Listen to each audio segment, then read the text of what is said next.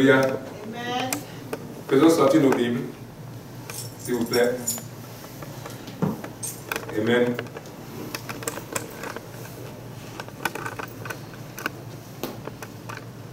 Alléluia.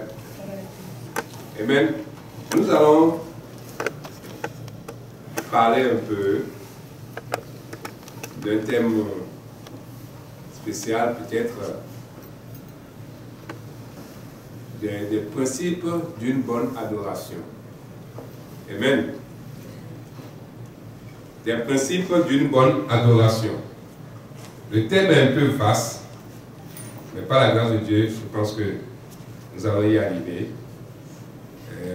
Le Seigneur ouvre nos cœurs afin que nous puissions savoir comment adorer. Car c'est ça, trouver la grâce du Seigneur. Savoir comment adorer est important. Amen. Quand nous nous présentons ici pour adorer, nous nous présentons pour adorer, mais nous n'adorons pas de la même manière et les bénédictions diffèrent. D'autres peuvent recevoir et d'autres peuvent ne pas recevoir, comme Abel et Caïn. Amen. Les principes d'une bonne adoration.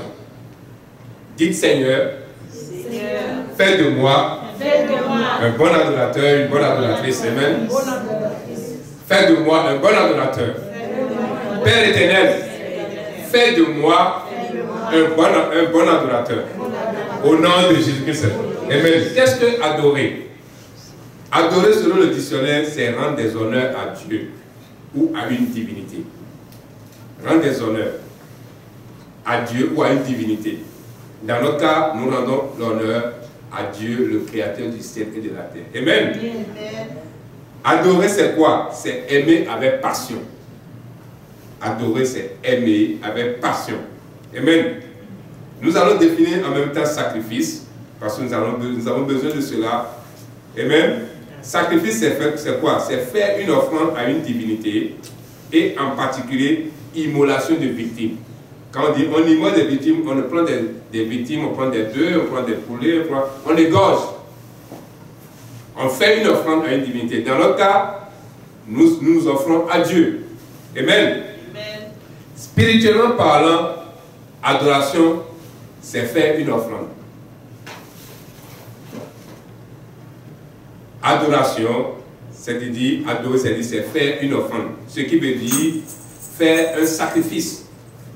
Donc, adoration et sacrifice, c'est la même chose. C'est la même chose. Amen. Autrement dit, quand je dis je vais adorer, je m'en vais à l'église, veut dire que je m'en vais faire de sacrifice, je vais faire une offrande. C'est ça, c'est comme ça qu'on devait voir. Quand je dis je vais à l'église, ça veut dire que je m'en vais faire une offrande. Je m'en vais adorer. Amen. Adorer, c'est quoi? C'est se prosterner face contre terre. On s'humilie, on s'incline. C'est s'humilier, adorer. Quand on vient devant le Seigneur, on s'humilie, on s'incline. Amen. On s'humilie, on passe contre terre, on s'abandonne entièrement. Un adorateur est un bâtisseur d'autel.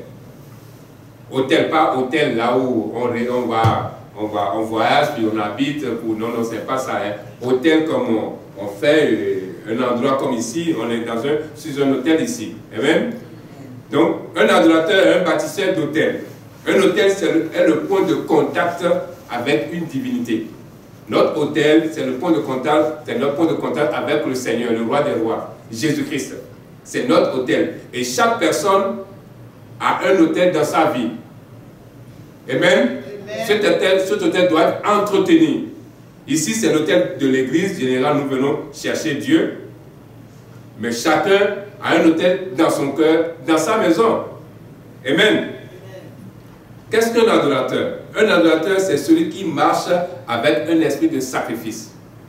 Si nous sommes des adorateurs, nous devons marcher avec un esprit de sacrifice. Amen. Un adorateur, c'est celui qui accepte de faire de sacrifice. Amen. Un adorateur ne se présente pas devant l'Éternel les mains vides. Dans Deutéronome 16, 16, il est écrit Nous n'allons pas lire cela. Un adorateur ne se présente pas devant le Seigneur les mains vides. Qu'est-ce qu'on a dit tantôt? Que adorer, c'est faire du sacrifice. Quand je dis je vais à l'église, je vais adorer, ça veut dire que je dois me présenter avec quelque chose. C'est un principe. Le Seigneur dit, ne vous présentez pas devant moi les mains vides. Amen. Un adorateur n'attend pas qu'on lui dise quoi faire. Quand tu es un adorateur, tu es arrivé dans la maison de Dieu, tu ne veux pas attendre qu'on te dise quoi faire. Mais il se met à la disposition de son Dieu. Amen. Un adorateur se met à la disposition de son Dieu. Un adorateur est obéissant. Un adorateur est obéissant. Et la parole de Dieu dit que l'obéissance vaut mieux que le sacrifice. Ça veut dire quoi? Dans le mot obéissance, dedans il y a le sacrifice. Parce que quand tu obéis, tu fais déjà le sacrifice. Quand tu veux obéir à quelque chose, tu ne fais plus ta volonté. C'est déjà du sacrifice. Donc, dans ça, elle inclut le sacrifice. Amen. Par le sacrifice, on témoigne son amour. Par le sacrifice, par adoration, on témoigne notre amour à Dieu. Amen. Notre relation et notre attachement. Comment on demande à Dieu, comment on l'aime. Avec sacrifice, à adorer sacrifice, on renouvelle notre alliance avec Dieu. Amen. Donc chaque fois que nous adorons, que ce soit ici, à la maison, dans la rue, n'importe où c'est, nous renouvelons notre alliance avec Dieu. Nous lui disons combien il est bon, combien il est agréable, combien il est merveilleux, sa bonté pour nous, sa compassion, comment il est grand. C'est ça qu'on témoigne. Amen. Amen. Le monde spirituel aime le sacrifice. Nous sommes sur le plan spirituel. Le monde spirituel aime le sacrifice. Les satanistes, les occultistes, les sorciers font des sacrifices. Amen. Ils font beaucoup de sacrifices. Ça, c'est le monde spirituel. Nous aussi, nous faisons partie de ce monde spirituel. Il faut le sacrifice pour faire quoi? Pour tuer, pour maudire, pour maintenir quelqu'un, ou toute une famille, ou toute une nation sous la malédiction. Les sorciers, c'est ce qu'ils font. Pour faire ces sacrifices, ils tuent des gens. Ils nous mettent sous malédiction parce qu'ils ont tué des gens pour pouvoir garder cela, pour nous maintenir sous la malédiction. Amen. C'est pour cela, dans le monde spirituel, on doit tenir compte de sacrifices. Ils font des sacrifices pour augmenter leur niveau spirituel. C'est de la même chose si nous voulons grandir avec Dieu, nous devons faire beaucoup de sacrifices. Amen. Dieu est esprit. Le Père des esprits. C'est lui qui a créé tout le monde. Satan et ses démons, tout ça là, c'est Dieu qui a créé, c'est le Père des esprits. Et le sacrifice, les sacrifices sont de grande importance pour Dieu également. Amen. C'est pour cela que nous devons, il faut prier, jeûner et faire régulièrement de sacrifices. Tu pries, tu jeûnes, tu fais des sacrifices. C'est-à-dire tu ajoutes à la prière et au jeûne quelque chose. On va voir ça tantôt. Amen. Il faut noter que tu ne peux pas faire la même chose que ceux-là que tu veux délivrer. Tu ne peux pas faire ceux-là que tu sauves. Tu as ton enfant à sauver. Tu as ta famille à sauver. Ils ne respectent pas, ils ne connaissent rien. Mais si toi, tu ne te sacrifies pas, tu ne pries pas, tu ne jeûnes pas, tu ne donnes pas ton temps, tu ne peux pas les sauver. Donc, eux, ils passent leur vie dans le monde. Nous ne pouvons pas faire la même chose qu'eux. De la même manière, nous ne pouvons pas faire la même chose que ceux-là qui nous combattent. Ils ont des manières qu'ils utilisent pour nous combattre. Mais pour nous, nous devons nous sacrifier beaucoup plus à Dieu, qui est le plus grand de tous. Parce que les sacrifices ont d'importance. Amen. Qu'est-ce qu'on peut sacrifier? Je cours vite, hein. Vous m'excusez. On va commencer parce que c'est un peu long. Qu'est-ce qu'on peut sacrifier? On peut sacrifier son temps.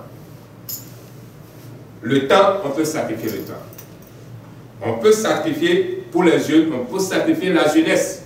Toute une jeunesse pour Dieu. Au lieu d'aller passer le temps à écouter les films, à regarder, à s'amuser ici par là, on sacrifie son temps, la jeunesse pour Dieu, on va à l'église, on s'investit des choses de l'église, on cherche Dieu, on sacrifie toute une jeunesse. On peut sacrifier quoi? L'argent. Aujourd'hui, nous n'avons plus des bœufs, on n'immole plus les bœufs, les choses là. Qu'est-ce que nous pouvons sacrifier pour Dieu? Notre temps, l'argent. Important, parce que l'argent, nous dépensons pour aller chercher. C'est le centre de notre vie, l'argent. Amen. Le plaisir, on peut sacrifier le plaisir.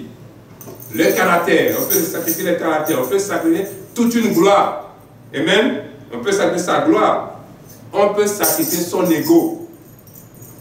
On peut sacrifier son ego, son moi. On peut sacrifier et beaucoup d'autres choses encore. On sacrifie tout cela pour la gloire de Dieu, pour l'honneur de Dieu. À cause de Dieu, je respecte, je ne fais pas ça, j'abandonne ceci, j'abandonne ça, c'est des sacrifices. Amen. Dans Romains 12, verset 1, il nous dit: je vous exhorte donc, frères, par la compassion de Dieu, à offrir vos corps comme un sacrifice vivant, saint, agréable à Dieu, ce qui sera de votre part un culte raisonnable. Vous voyez, sacrifier le corps tout entier, on sacrifie le corps, esprit, âme, corps. Sacrifier le corps veut dire quoi? On sacrifie son argent, on sacrifie le temps, on sacrifie beaucoup de choses, tout ce qui est attrait à choses, à du matériel. Notre corps, c'est ça. Amen. On jeûne, on prie, tout ça là, ça fait partie. Donc, donnons notre corps à Dieu comme un sacrifice vivant. Amen. Maintenant, nous allons aller dans des gens qui ont fait des sacrifices dans la Bible. Nous en avons beaucoup qui ont fait des sacrifices dans la Bible. Nous allons voir quelques exemples. Amen. Dans le livre de Juges 6, nous n'allons pas lire cela, je vais vous raconter dans le livre de Juges 6, de 12 à 25, vous pouvez les lire à la maison si vous voulez. Le Seigneur a donné une recommandation à Gédéon. Qu'est-ce qui s'est passé? Israël a désobéi à Dieu, a péché, s'est détourné de Dieu. Donc, Dieu les a livrés à des peuples. Les mendiants sont des peuples ennemis de Dieu qui ont assujetti Israël. Comment? Ils étaient sous le pouvoir de mendiants tels que les Israélites vivaient seulement pour survivre. Ils vivaient sur les rochers, dans les montagnes, dans les cavernes, dans les grottes. La main de mendiant était tellement si forte qu'ils ne peuvent pas pour se cacher, pour sauver leur vie. Ils étaient obligés de vivre sur les rochers. C'est très dur. Et de la même manière, à ce même moment, quand il y a le temps de moisson, mendiant vient, le peuple de mendiant vient pour faire quoi? Pour ravager tout ce qu'ils ont semé. Donc, la vie est devenue très difficile pour les Israéliens. Et qu'est-ce que Dieu a dit? Dieu s'est présenté à Gédéon et lui a donné des instructions. Et même, nous allons voir cela dans verset 25. Vous allez lire cela si vous voulez à la maison, vous allez lire pour comprendre bien l'histoire. Dans verset 25, Dieu a apparu à Gédéon. Il a dit quoi? Il a dit ceci. L'Éternel dit à Gédéon: prends le jeune taureau de ton père et un second taureau de 7 ans. 2 taureaux. Renverse l'autel de Baal qui est à ton père et abat le pieu sacré qui est dessus. 26. Tu bâtiras ensuite et tu disposeras sur le haut de ce rocher un autel à l'Éternel ton Dieu. Tu prendras le second taureau et tu offriras un holocauste avec le bois de l'idole que tu auras abattu. Gédéon, le père de Gédéon, a bâti un autel Baal où le peuple venait adorer, faisait des parfums. Dieu a dit, pour commencer, il faut que tu détruises l'autel là d'abord. Amen. Il faut prendre quoi? 2 taureaux. Un premier taureau que tu sacrifies pour détruire l'autel et un autre taureau que tu vas prendre quand tu auras bâti l'autel, tu vas sacrifier ce taureau de 7 ans là-dessus. Ouais, il faut 2 sacrifices. Ça veut dire quoi? Ça veut dire qu'on ne peut pas vivre sans faire de sacrifice. Tant que l'autel de nos familles, de la maison de notre père, de la maison de notre mère est vivant dans notre vie, nous ne pouvons pas aller de l'avant. Amen. Il faut donc faire tout possible pour détruire l'autel familial et bâtir un autre autel. Donc il faut faire un sacrifice, prier, jeûner et donner. Quand on dit sacrifice, c'est ça. Prier, jeûner et donner. On a vu les manières de donner tantôt. Amen. C'est pour cela qu'il faut faire abattre, il faut abattre l'autel démoniaque de la maison de notre Père. Tu ne peux pas détruire ou bâtir l'autel du divinité sans faire de sacrifice. Nous avons besoin de faire beaucoup de sacrifices. C'est un principe spirituel. Tu fais un sacrifice pour détruire et un sacrifice pour bâtir. Le feu de Dieu ne descendra pas tant que l'autel de Dieu n'est pas restauré. C'est-à-dire tant qu'on l'autel, nos ancêtres ont détruit l'autel de Dieu dans notre maison, dans notre vie. Si nous ne restaurons pas l'autel de Dieu, notre relation, autrement dit, si nous ne restaurons pas notre relation avec Dieu, ça ne peut pas, Dieu ne peut pas travailler dans notre vie. Amen. Nous allons voir un autre cas, Samuel, 1 Samuel 7. Amen. 1 Samuel 7, de versets 1 à 14. Alléluia. Dans 1 Samuel 7, les textes sont longs, c'est pourquoi au fur et à mesure je vais lire les parties. Amen. Vous allez les lire à la maison pour rentrer dans l'histoire, dans l'événement qui est passé. Qu'est-ce qui s'est passé ici? Il y a eu renouvellement de l'alliance entre le peuple, entre Israël et son Dieu. Le peuple, qu'est-ce qu'ils ont fait? Ils ont passé au moins 20 années sans adorer Dieu. Ils adoraient les idoles. Ils ont péché encore contre Dieu, ils se sont séparés de Dieu, ils ont commencé par adorer des idoles. Amen. Ils ont fait au moins 20 années. Après cela, ils ont commencé par crier à Dieu. Et Samuel leur a dit, si c'est de bon cœur que vous venez à Dieu, débarrassez-vous des dieux étrangers. Nous devons nous débarrasser de tout ce qui est Dieu étranger dans nos vies. Tout ce qui prend la place de Dieu dans notre vie est une idole. Et nous devons nous séparer de cela. Et bien il dit, si c'est de tout votre cœur que vous venez à Dieu, séparez-vous des dieux étrangers. Et présentez-vous dans la maison de Dieu, je vais prier pour vous. Amen. Voilà ce qui s'est passé. Et qu'est-ce qui s'est passé? Quand ils se sont rassemblés, le peuple de Dieu s'est rassemblé devant le Seigneur dans la maison de prière à un endroit qui s'appelle Mispa. Ils ont répandu de l'eau devant le Seigneur et jeûna ce jour-là. Donc, ils ont répandu de l'eau, c'est-à-dire répandre son cœur, se repentir de tout ce qu'ils ont fait de leur péché devant le Seigneur. Il est important de se séparer de toutes choses et de s'attacher à Dieu seulement. Nous ne pouvons pas servir Dieu et Mammon. Tout ce qui prend la place de Dieu dans notre vie est Mammon, c'est une idole. Nous ne devons pas garder cela. Si nous voulons que Dieu se manifeste dans notre vie, nous devons donner beaucoup plus de temps à Dieu. Amen. Amen. Jésus-Christ revient bientôt. Qu'est-ce qui est Mammon dans ta vie? Quand nous disons que Jésus revient bientôt, des signes le prouvent. Beaucoup de choses se passent dans le monde. Amen. Qu'est-ce qui est ton centre d'intérêt? Tes regards sont fixés sur quoi? Ton cœur s'attache à quoi? En ces derniers jours, c'est le temps de racheter, seulement de racheter le temps, de s'accrocher beaucoup plus à Dieu. Amen. Les meilleurs films à écouter, ce sont les prédications. Vous écoutez beaucoup les prédications, faire les bonnes œuvres.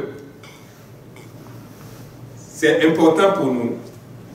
Parce que c'est-à-dire Dieu prend plaisir de cela dans les bonnes œuvres. Les louanges et adorations, et même, est important, la lecture de la Bible, le jeûne et la prière. Toutes ces choses-là sont importantes. Donc, séparons-nous de tout ce qui est idole et attachons à Dieu. Ça fait plaisir d'écouter la Bible toute la journée, des prédications toute la journée, tout le temps, parce que de là, vous allez découvrir beaucoup de choses. Amen. Dans Hébreux 12, 14, il dit, recherchez la paix avec tous et la sanctification, sans laquelle personne ne verra le Seigneur. Si nous ne nous sanctifions pas, nous n'allons pas voir le Seigneur. Si nous ne nous sanctifions pas, nous ne pouvons pas voir le Seigneur. Il est important que nous nous sanctifions chaque jour. Ne laissons plus le temps au film qui ne donne rien, qui ne fait que voler nos bénédictions. Amen. Je déclare que quand tu agiras ainsi, tu garderas, tu vas croiser tes bras et le Seigneur combattra pour toi. Amen. Amen. Amen. Le Seigneur combattra pour nous quand nous allons nous mettre à faire son œuvre. Qu'est-ce qui s'est passé? Les Philistins, ils ont appris que le peuple de Dieu s'est rassemblé pour adorer. Ils ont appris cela et ils se sont levés pour venir combattre le peuple de Dieu. Je vais vous lire ça. Les Philistins apprirent que les enfants d'Israël s'étaient assemblés à Mispa et les princes des Philistins montèrent contre Israël. À cette nouvelle, les enfants d'Israël eurent peur des Philistins. Et il dit à Samuel, ne cesse point de crier pour nous à l'Éternel, notre Dieu, afin qu'il nous sauve de la main des Philistins. Il demande, ne cesse point de crier, c'est-à-dire ne cesse point de prier pour nous. Samuel prit un agneau de lait et l'offrit tout entier en holocauste à l'Éternel. Il cria à l'Éternel pour Israël et l'Éternel les ossa. Écoutez bien. Pendant que Samuel offrait l'holocauste, les Philistins s'approchèrent pour attaquer Israël. L'Éternel fit retentir en ce jour son tonnerre sur les Philistins et les mit en déroute. Il fut bâti devant Israël. Les hommes d'Israël sortis de Mispa poursuivirent les Philistins et les battirent de Bethkar. Samuel a fait quoi? Samuel n'a pas seulement prié Dieu. Il a fait quoi? Il a pris un agneau de lait. Ça a été, si je comprends bien, un jeune agneau qu'il a pris. Il dit, au lieu de prier, je vais faire sacrifier. Donc, au moment où il a sacrifié cela, qu'est-ce qui s'est passé? Le tonnerre de Dieu. Amen. C'est le tonnerre de Dieu qui a grondé, qui a commencé par combattre pour Israël d'abord. Donc, le sacrifice est très important dans notre vie. Amen. L'importance du sacrifice. Samuel n'a pas seulement, il a accompagné avec un sacrifice. Il faut donc accompagner nos prières avec des sacrifices. Quand tu jeûnes, quand tu pries pour quelque chose, et cela n'arrive pas, lève-toi, fais un sacrifice. Ça a son prix. Nous avons vu tantôt ce que ça a fait. L'Éternel s'est levé, son tonnerre a grondé, et ils ont battu les Philistins. Vous allez suivre le reste. Amen. Donc priez. Tu pries. Tu jeûnes. Et tu donnes. C'est une puissance de Dieu. Ça donne l'élévation. Dieu s'élève et combat. La délivrance arrive, c'est la faveur. Ces trois choses sont très importantes pour nous, enfants de Dieu. C'est ce que les satanistes font et on n'arrive pas à vaincre. Parce qu'on ne sait pas donner. On ne donne pas notre temps, on ne donne pas l'argent. Je ne sais pas. Que le Seigneur nous accorde sa grâce afin qu'on commence par donner. Amen. Je déclare au nom de Jésus-Christ que par le sang de Jésus et le feu du Saint-Esprit, que tes sacrifices soient agréables à Dieu. Amen. Que tu vas te lever maintenant à commencer par donner. Amen. Je ne dis pas cela pour que vous veniez remplir, pour que la caisse de l'église soit remplie. Non. C'est un principe spirituel. Vous pouvez aller donner là où vous voulez. Il y a aussi les orphelins sont là. Beaucoup de monde, il y a des sans-abri. Tout cela, ça fait partie de l'œuvre de Dieu. Donc, vous priez, vous jeûnez. Ça ne marche pas, on se lève, on dépose l'argent. Je me sacrifie. Amen. Et Dieu nous exauce. Qu'est-ce qui s'est passé?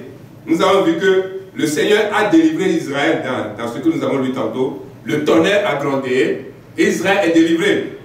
Israël, non seulement qu'il est délivré, Israël a récupéré. Verset 1 Samuel 7, verset 14. L'Israël a récupéré toutes les villes que les Philistins avaient prises. Vous voyez comment c'est important? Amen. Israël a tout récupéré. Vous allez récupérer vos choses avec intérêt. Amen. Dans le nom de Jésus-Christ. Amen. Amen. Dans le livre des Actes, on parle de Corneille. Corneille, c'est le premier païen qui a reçu le Seigneur. Pourquoi? C'est un païen qui vivait au milieu du peuple de l'Israël. Et Dieu s'est souvenu de lui à cause de quoi? Qu'est-ce que l'ange a dit? Tes aumônes et tes prières. Tes aumônes et tes prières. Amen. Il dit, les regards fixés sur lui dans Acte 10, verset 4, les regards fixés sur lui, il saisit des fois, il répondit, quel Seigneur? Et l'ange lui dit, tes prières et tes aumônes sont montées devant Dieu et il s'en est souvenu. Amen. Nos prières et nos aumônes, nos prières et les dons, nos prières et les sacrifices. C'est pour cela, adorer Dieu, c'est savoir faire de sacrifice. Amen. Amen. Nous allons voir un autre cas. Amen. Ce cas, vous allez voir ça, vous allez lire ça dans 2 Rois 3, verset 26-27. Ce cas-là, c'est vraiment touchant. Le peuple d'Israël, toujours au combat. Il combattait les Moab, le peuple de Moab. Et même, quand ils étaient au combat, les Moabites étaient dans la défaite. Et le peuple de Dieu prenait le dessus. Il prenait le dessus dans le combat. Et il voit maintenant qu'il s'en va perdre le combat. Il a formé une équipe de 700 personnes. Il voulait frayer, faire un chemin sur le champ de bataille pour passer de l'autre côté. Et en voulant passer par là, il ne pouvait pas partir. Il voit que c'est trop dur. Qu'est-ce qu'il a fait? Je vais vous lire ça. Amen. Le roi de Moab, voyant qu'il avait le dessous dans le combat, prit avec lui 700 hommes tirant l'épée pour se frayer un passage jusqu'au roi d'Édom. Mais il ne put pas. Il prit alors son fils premier-né, qui devait régner à sa place, et il l'offrit en sacrifice, en holocauste sur la muraille. Il a pris son fils. Son fils, dans la guerre, il est en train de combattre, lui veut se sauver, il ne peut pas se sauver, il voit que sa vie est en danger. Au lieu de dire qu'est-ce qu'il doit faire, il a pris son fils premier-né, qui doit le remplacer si lui meurt. Il a sacrifié le fils sur la muraille. Il a consumé complètement comme sacrifice. Et qu'est-ce qui s'est passé? Dieu a arrêté le combat. Dieu, qui est pour Israël, mais c'était une bonne occasion. Mais il a tué son fils, tant mieux, on veut les tuer tous. Pourquoi Dieu a-t-il arrêté le combat? Il dit, quand il a sacrifié le fils, et une grande indignation s'empara d'Israël qui s'éloigna du roi de Moab et retourna dans son pays. Dieu a arrêté le combat. Ce qui veut dire que le sacrifice, sur le plan spirituel, est très important. Si le sacrifice de nos ennemis sont plus importants que le sacrifice nous ne pouvons pas avoir le dessus. Nous ne pouvons pas. C'est une occasion. C'est les ennemis qui meurent. Mais pourquoi Dieu a arrêté le combat? Pourquoi Dieu a arrêté le combat? Donc, Dieu est souverain. Il décide. Il connaît la loi spirituelle et il reste là. Nous ne bougeons pas parce que nous ne savons pas faire de sacrifices. Amen. Voilà, c'est un autre exemple pour savoir que les sacrifices dans notre vie, c'est important. Nous allons voir un autre cas de sacrifice. Genèse 18, 1 à 18. Amen. Ici, nous voyons le zèle d'Abraham à la rencontre du Seigneur. Qu'est-ce qui s'est passé? Je vais raconter rapidement. Abraham était assis devant sa maison. Et soudain, il soulève la tête, il voit 3 visiteurs. 3 personnes. Est-ce qu'ils allaient lui rendre visite? Non. On l'appelle 3 visiteurs. 3 personnes devant lui. Et qu'est-ce qu'il a fait? Il a couru pour aller devant eux et s'est prosterné. Amen. Il a couru pour aller devant eux. Abraham a eu le discernement, s'en est pressé d'aller à la rencontre et s'est prosterné devant le Seigneur pour adorer. Qu'est-ce qu'il lui a dit? Que c'est le Seigneur. Que de ces 3 personnes-là, parmi les 3 personnes-là, il y a le Seigneur dedans. Amen. Donc, il est important qu'en tant qu'enfant de Dieu, nous ayons le discernement. Amen.